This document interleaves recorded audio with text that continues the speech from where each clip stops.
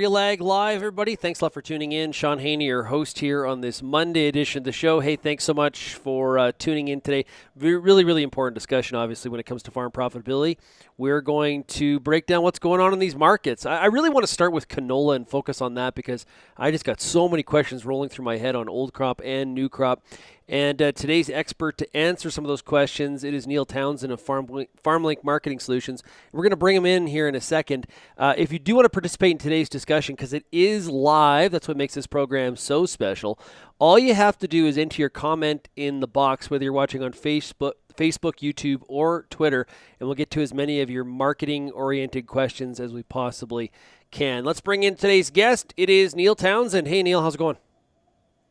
It's going well. How are you doing, Shaun? Hey, man, I'm doing great. I am doing great. Okay, like I said, Neil, I want to focus on canola to start off here. And I guess as we look back, what did we miss on the old crop contracts? If you think back to, say, a year ago or 6 months ago, kind of before things went crazy here and this chart just went totally vertical. What was the missing component?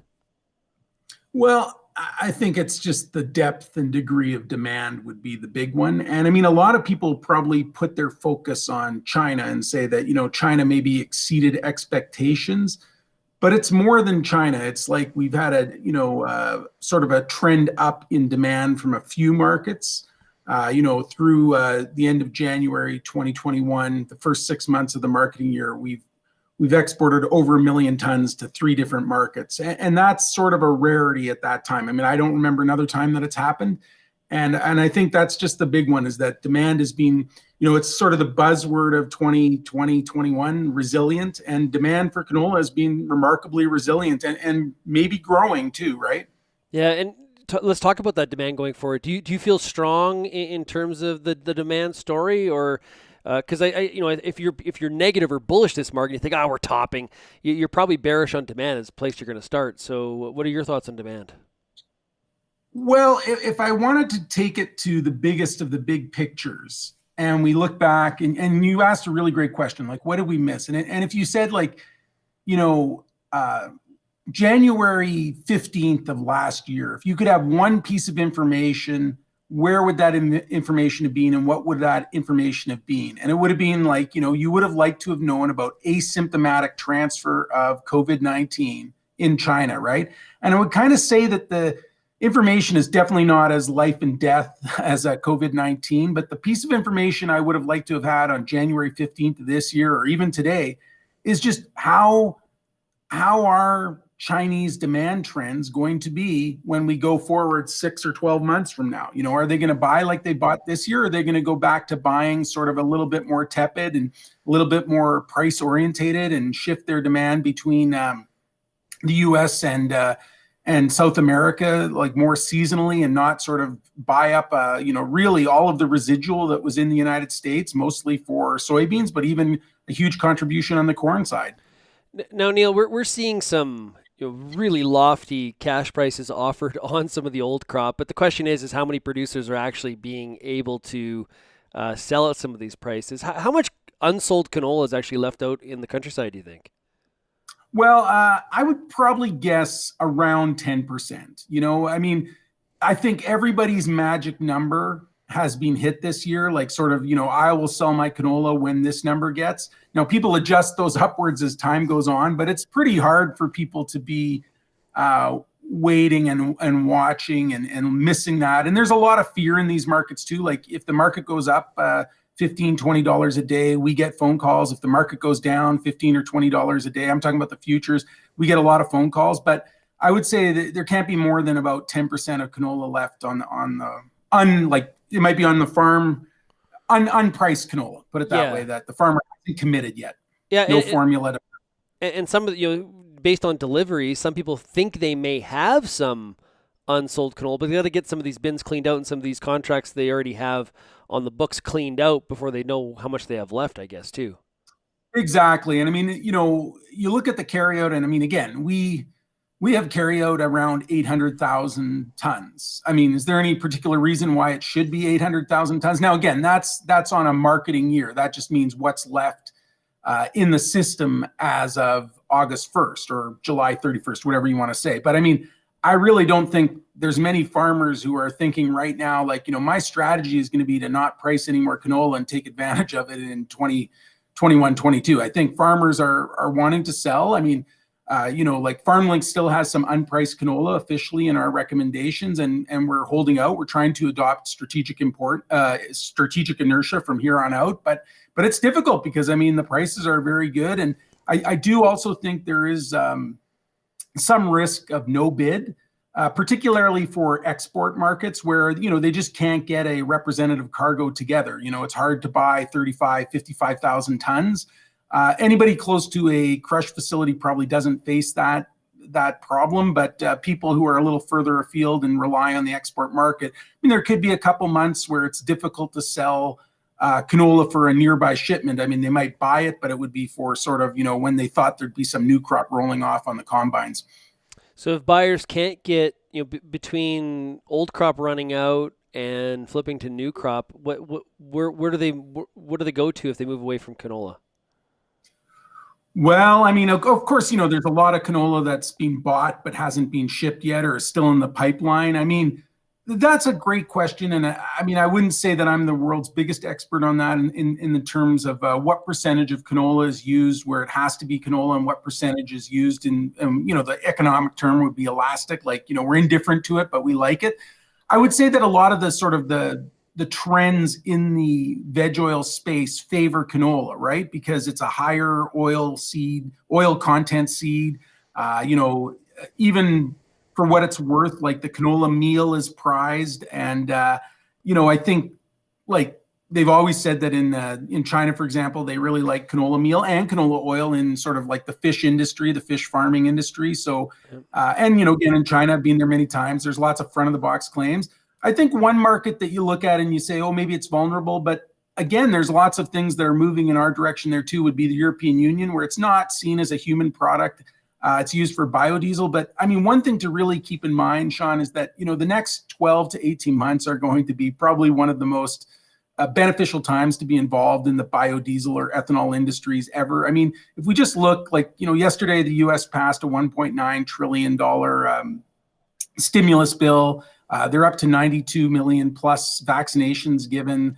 They've distributed about 117 million vaccinations. So, people are lining up going into Yankee Stadium 24 hours a day to get their, okay, trends aren't maybe as good in the European Union, but if you just had to make a prediction of, say, our 21-22 marketing year, like August 1st to July 31st, 2022, you can make a strong argument that that might be the 12-month period on Earth where there's the most economic activity of all time. People flying, people taking cruises, people driving to see grandma, grandpa, great grandma, everybody. And I just think that a lot of the things that are sort of like lining up really favor those sort of industrial usages of, grains and oil seeds. And even just policy wise, you can see people are becoming more and more favorable towards the biodiesel inclusion and ethanol inclusion. So I look at next year and I think like one demand that I would say, could be underestimated by, say, the USDA or Agriculture and Agri-Food Canada or the European Union and those guys is just the amount of, biomatter from farmers' fields that will end up being used in gas tanks and in different sort of, ventures like that. And I'm pretty favorable to that. And I think, again, they say the one crop that sort of got damaged in the European Union by the winter was the winter rapeseed. They didn't plant too much more of that in Ukraine. So again, I just think a lot of things are shaping up where maybe Canada's exports to the European Union won't fall off a cliff like many people maybe thought they would once we start 21-22. Yeah, and the new crop is riddled with a lot of questions, I think. Wanted to show you though this, Neil, and hold on here.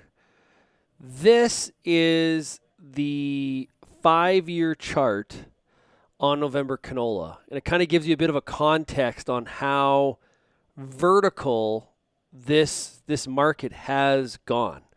Now, when I say there's questions around it, weather has to be top of mind when it comes to the 21 canola crop, does it not? Yeah, I think, it sounds sort of trite and like easy answer to say the weather, but the weather is critical. And not just for canola, but, corn is king. And I mean, we're coming out of 2021 with a tight enough corn crop that, we're going to need every kernel in the U.S. Corn Belt, and it's dry in parts of key growing areas. Same thing for Canada. I mean, we need every kernel or seed of canola. And it's interesting because like we have, for the FarmLink supply and demand balance, we have more acres, 22.3, I think we're up to right now. Sorry, 21.7. Okay. 21.7 million acres. So that's an increase of about 3% from last year. We have more production. We have smaller supply because the carry-in is much lower. But, just to make the whole thing work, we have to cut domestic usage, and we had to cut exports by 900,000 tons. And we are only left with a 600,000 ton carryout. So, again, we can play around with it. And when I mentioned 22.3, that's one of the things we play around with is we said, okay, well, maybe that's the max acres that it looks like they could get right now, maybe a few more.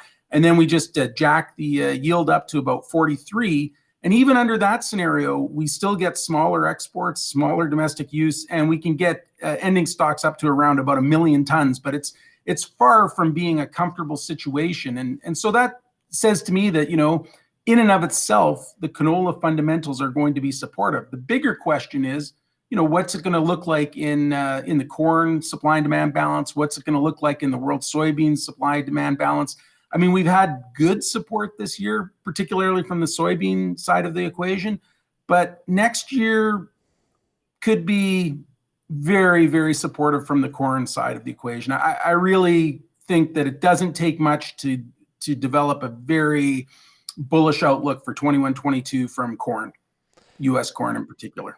Okay, I just want to, before we go on to some other commodities, I want to show you this, Neil, because I think this is a big question on a lot of minds of growers here. I got it set up, I think. It is the difference between old crop and new crop. Okay, so if we look at July 21 canola, we're at 755, and November canola is at 622. What does that tell us here on what we need to be watching out for as we try to figure out what our new crop strategy is? Well, obviously, like when you try to buy something and you buy it at the height of sort of the production season, like that's the supply will never be bigger than it is, say, on October 1st, 2021. There's going to be some accommodating for that. But otherwise, no, it doesn't make particular sense to me, because what I look at is a supply and demand balance as we have it configured, and it's even tighter next year.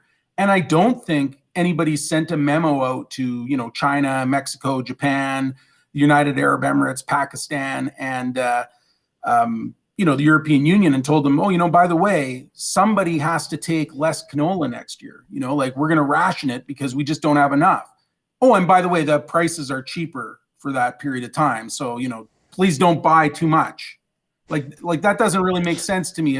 It says that, people should be buying. And again, like if I were in the line companies or if I were in the offshore position, what I know today is I would be, an aggressive buyer. I'd want to own canola. Now, things could change. We could get the Garden of Eden kind of weather. We could get 23 million acres, that kind of stuff. But I mean, right now, that just doesn't project out. And, a sizable chunk of the prairies is dry. Manitoba is very, very dry right now. We were dry last year and we're drier this year.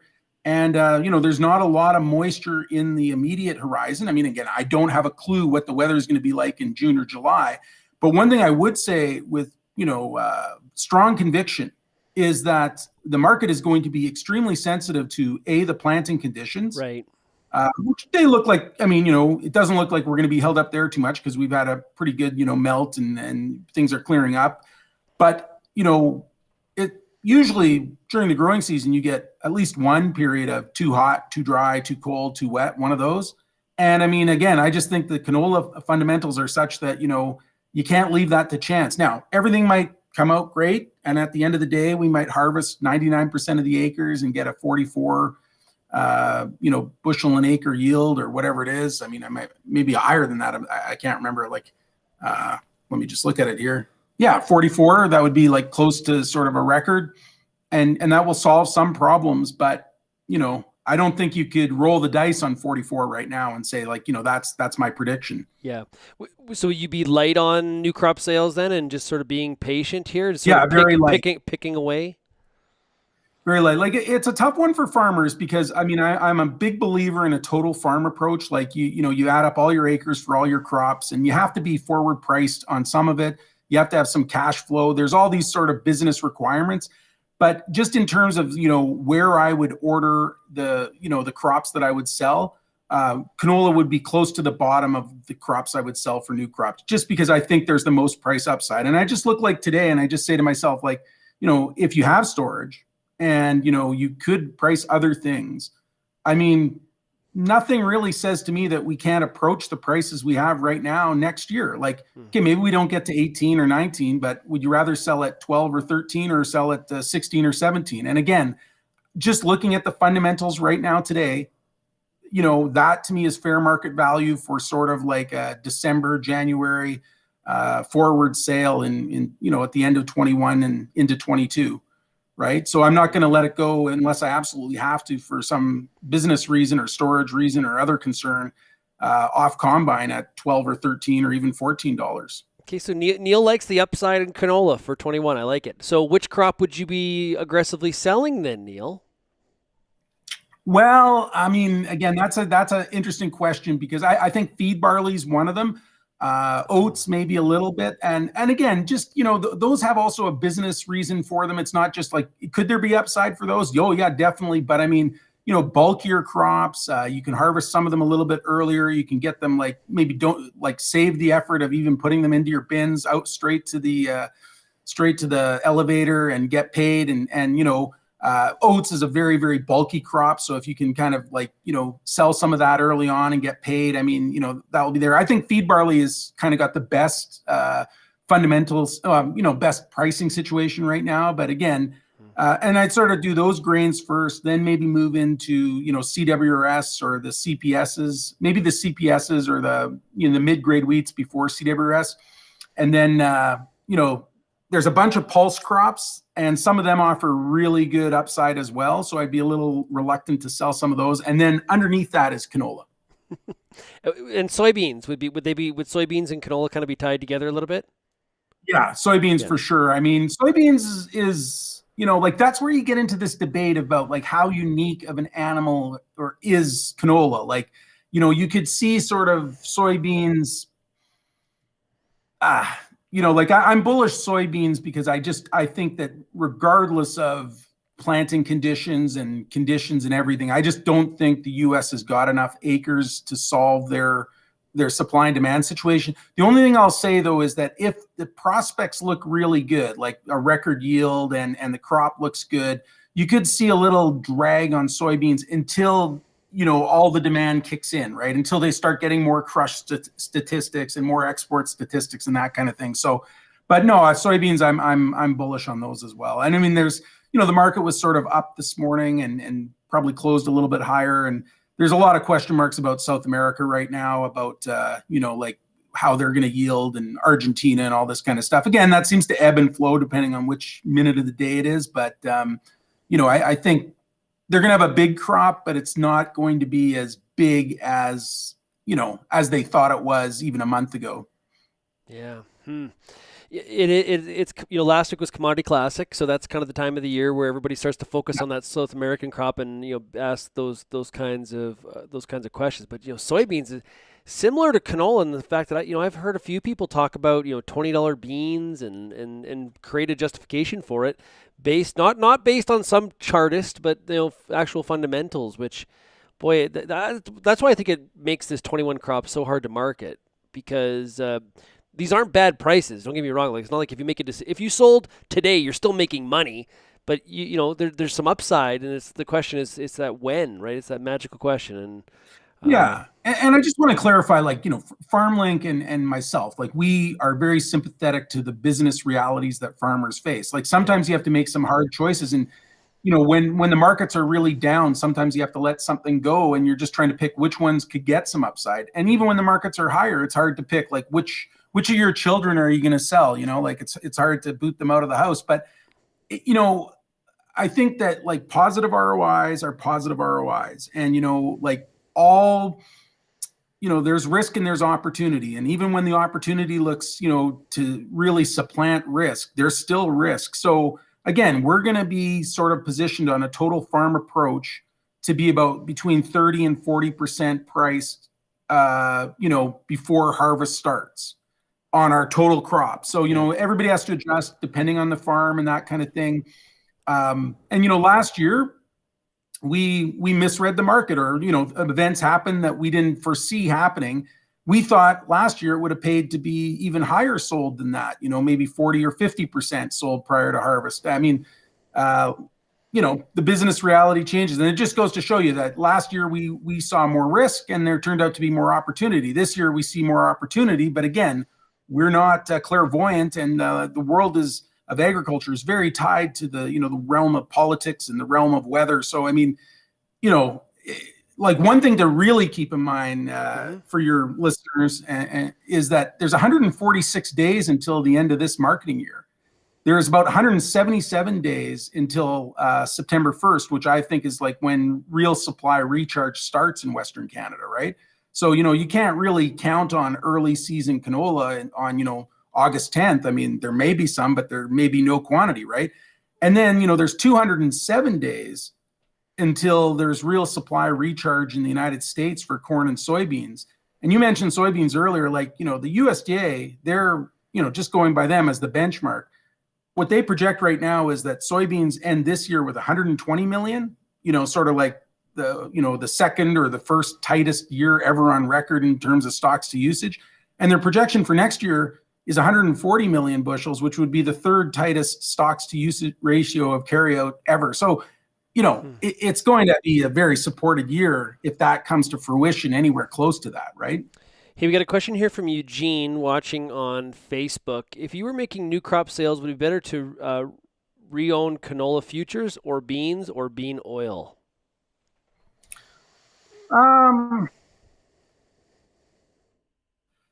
I'm a little indifferent to that in the sense that, like, I probably stay away from bean oil a little bit, even though I just, started this conversation by saying how bullish I am on bean oil. But part of the reason I'm a little bit reluctant there is just, the bean oil market is influenced by a lot of things, as are canola and soybeans. But I think if canola is tight on its own, and I look out on something like, say like January canola right now, and it's $625, like $200 below, or sorry, about $170 below where the May 21 contract is. To me, that looks like a good buy, right? Like, we have to, one thing is also about the mentality of the market, right? And the market right now is still focused on what is a supply squeeze for 2021.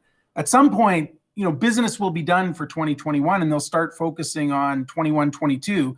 And to me, there's an old adage in the futures market that the old contract, the new contract starts where the old contract goes off the board. So if, July goes off the board at, say, I don't know what it will go off, but let's say it goes off at like 720. Is there any particular reason that November should still be showing like a $130 discount to that? I don't think so. So, I do think that somehow, some way, the old and the new crop futures for canola have to get closer together. That's usually a little bit of both. But what we've seen is, when March went off, it didn't go off like a sheep. It went off like a lion. It went higher, right? So will May repeat that? Will July repeat that? Again, a lot of factors depend. But yeah, I probably pick canola there. And then you can make an argument for soybeans just because there's so much more liquidity in the forward contracts for soybeans, so it's easier in and easier out. Absolutely. Let's talk about corn. You mentioned feed barley earlier. What do you make of this corn crop? Well, I'm bullish corn. I mean, in my career, which, I don't extend all the way back to the 70s or the 80s, but I remember sort of like the 07, 08 period. And then I remember, 12, 13, and 12 was the big drought in the United States where, at the time, everybody's like, oh my God, this is an absolute disaster. But the one key thing to remember about 2012 is it was still a top 10 U.S. national corn yield of all time. And that shows you what a fine line U.S. corn walks. Like this year, they're going to get, no matter what kind of disaster is something befall them, they're going to get a top 5 probably corn yield of all time. And we could still be talking about like one of the most bullish corn crop years in a long time.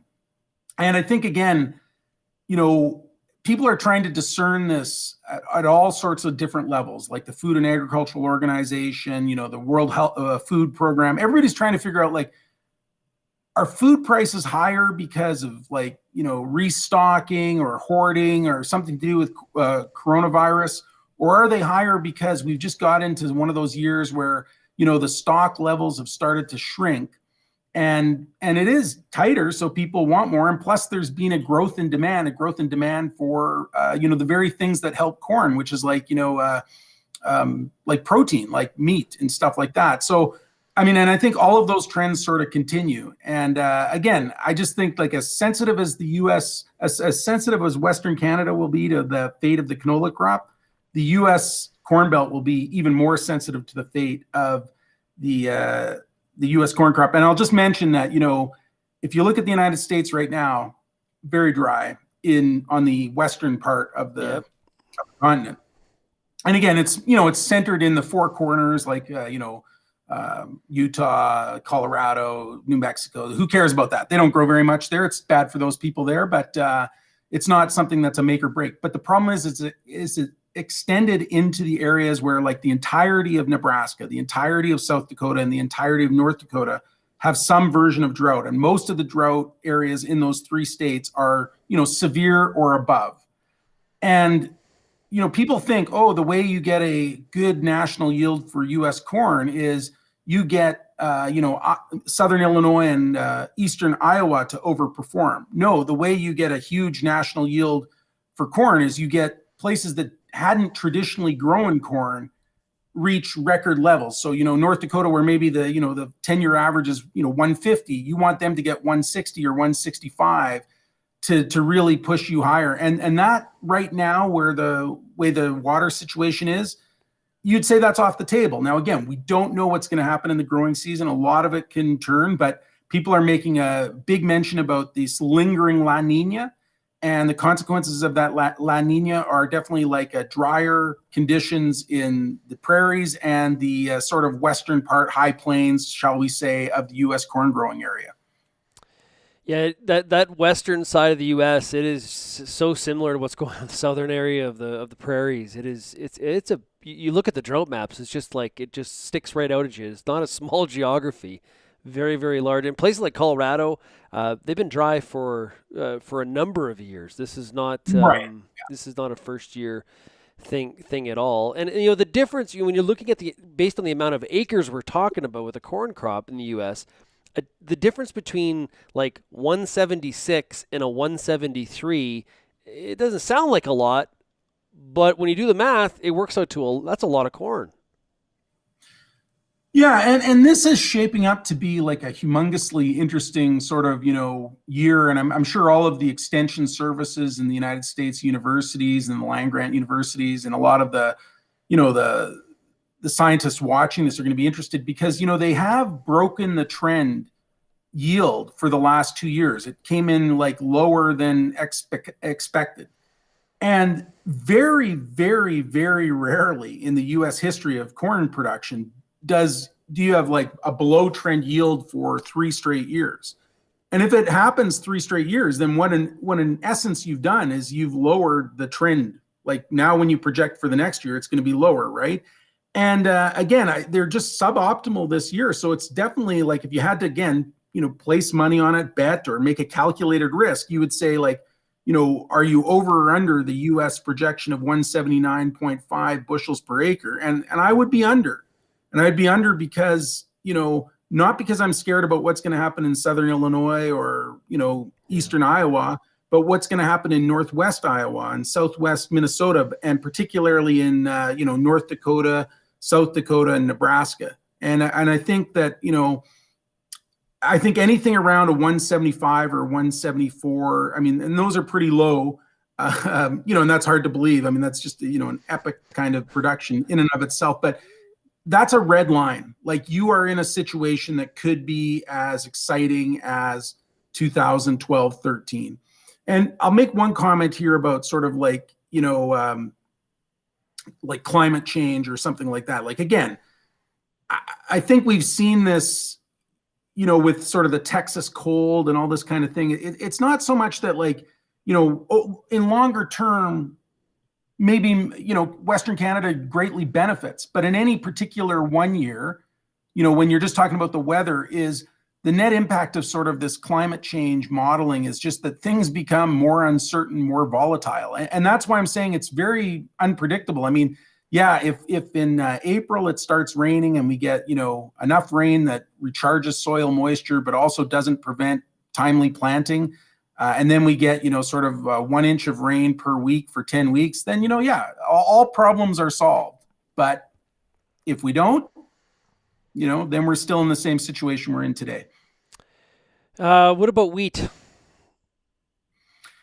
Well, wheat is interesting. I mean, I think wheat is obviously, one thing about it is it's on the precipice of switching from old to new crop a lot sooner than those other crops, because of course, the U.S. marketing year ends May 31st. We'll have the Russians, we'll have the Ukrainians, we'll have all the EU kind of switching on to new crop mode sooner than later.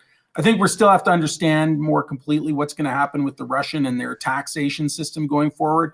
I think in a North American context, there's a lot of curiosity about, just what did that severe cold do, and what are the conditions of the hard red winter wheat crop in Kansas and Colorado. We know it's going to be bad, but northern Texas and western Oklahoma and southwestern Nebraska, like, it was very cold, and there wasn't, contrary to belief, there wasn't, great amount of snow coverage or anything like that. So I think, wheat's a very resilient crop.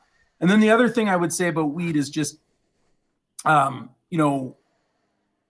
can point to one thing that is concerning between old and new crop. And that's the fact that, the European Union is not going to have 130 million ton crop. They're going to have 150 million ton crop, right? So they're just going up by 20 million tons. And, again, will that offset whatever sort of, program the Russians put in place, or the Ukrainians, their potential?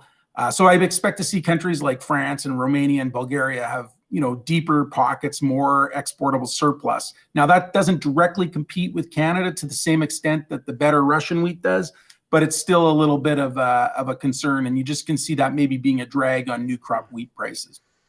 Well, Colin's wondering, $9 wheat this year, Neil. I was more optimistic about that a week ago.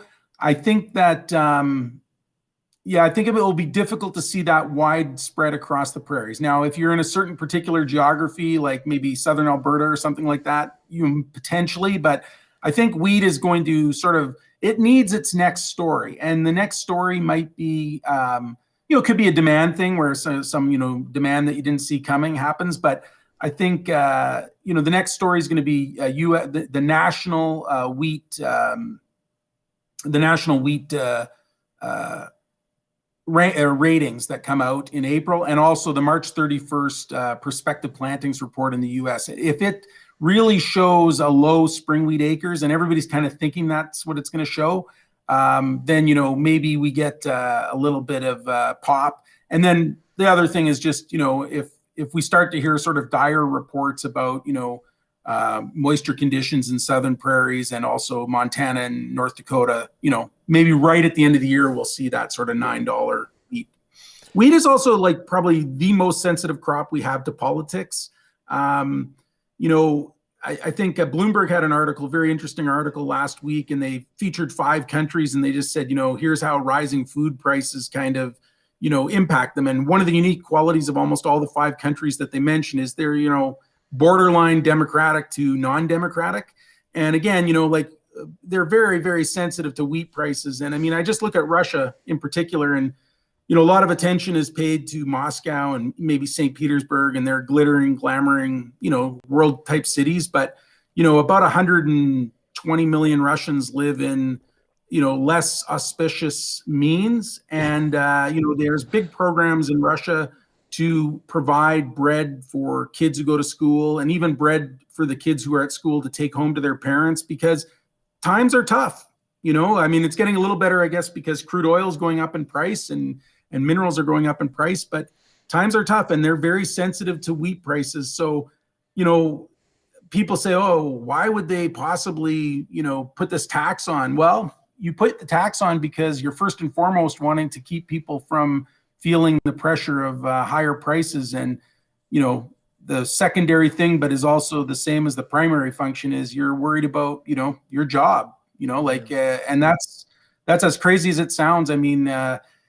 People forget that the Arab Spring was sparked by a Tunisian guy lighting himself on fire because of the price of bread.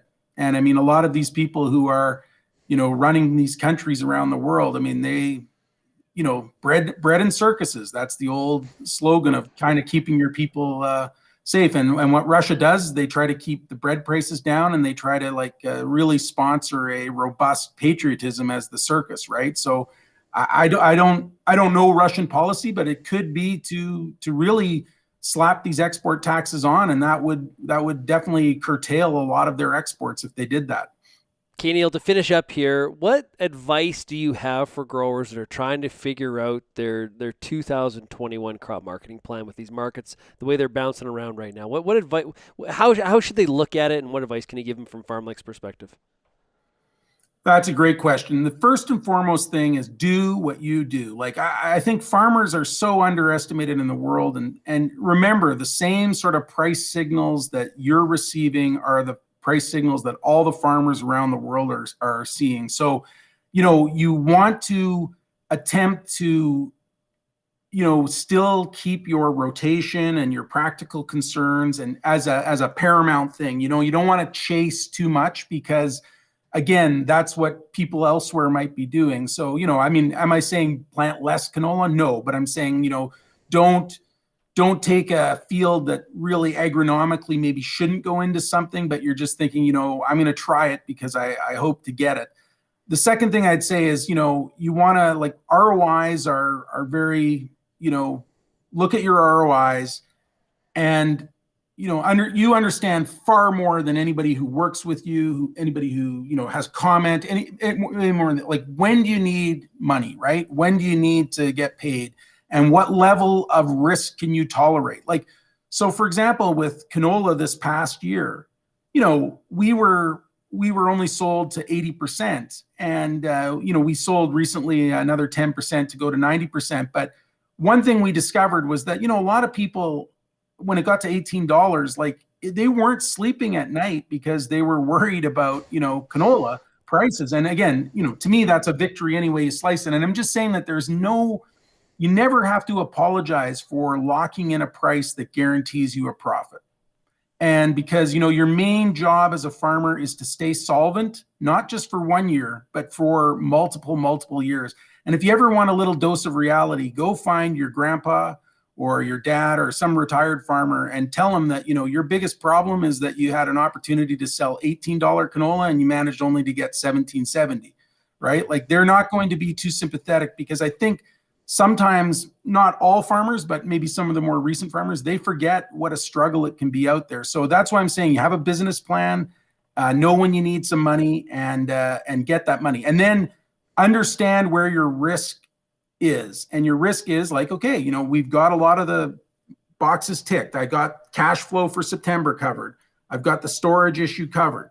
Now is when you get sort of more particular, more, choosy about you want. And final piece of advice, and again, I don't want to insult any of Real Agriculture's sponsors here, but one very big thing I'll say to all farmers is do not take advice from line companies. When they tell you to put in a target at whatever, okay, you can put in a target, but make sure you put it in 50 to $1 above where they tell you to put it in. And then when they ask you why, just say, well, you told me the market's going up. So I don't want to settle for that. I want to settle for more. So, I know they're partners in what we do. We need them, and they're all universally great guys, but just, forge your own path, think for yourself, And, just understand that, like, when you hear the big picture situation that U.S. corn is tight, U.S. soybeans are tight, and the canola fundamentals are tight, you should be optimistic about all of those things. And remember, as corn rises, it lifts all boats. It does indeed. Neil, that was fantastic. Perfect. That was some great advice, some great stuff for everybody to kind of chew on and think about. And you and I talked on the weekend about the line company one. And just think strategically a little bit, and don't be like, it's okay to say, I'll put it about 25 cents or 50 cents more a bushel. Those are not bad strategies, and you're not gonna at some of these prices you're really not gonna hurt yourself. No, you don't want to burn bridges. You want to be respectful. But again, you are out for your own best interests, and your own best interests maybe don't completely align with the line companies. Hey, great stuff today. Fantastic discussion on the markets. We've been talking to Neil Townsend of FarmLink Marketing Solutions. Neil, thank you so much for joining us here today. Thank you very much, Shaun. Have a great day, and best of luck to all the viewers and listeners, not just for the remainder of this year, but for the next crop year. Yeah, it's getting close to hitting the field. Hey, I want to remind everybody to check out RealAg Radio today. It is Agronomic Monday, 4:30 Eastern, 2:30 Mountain on Rural Radio 147. Also tonight on The Agronomist, we are talking about drill setup. All-star lineup tonight. We got Peter Wheatpea Johnson and Phil Needham of Needham Ag Technologies. That is like two of the most informative people on growing a higher yielding wheat crop. Phil Needham and Peter Johnson will be with us both tonight, 8 o'clock Eastern. And you can watch that on all the Real Agricultural social media channels, as well as realagriculture.com/live. Thanks, everybody, for getting real and getting connected with Real Ag Live. We'll talk to you again tomorrow. Cheers.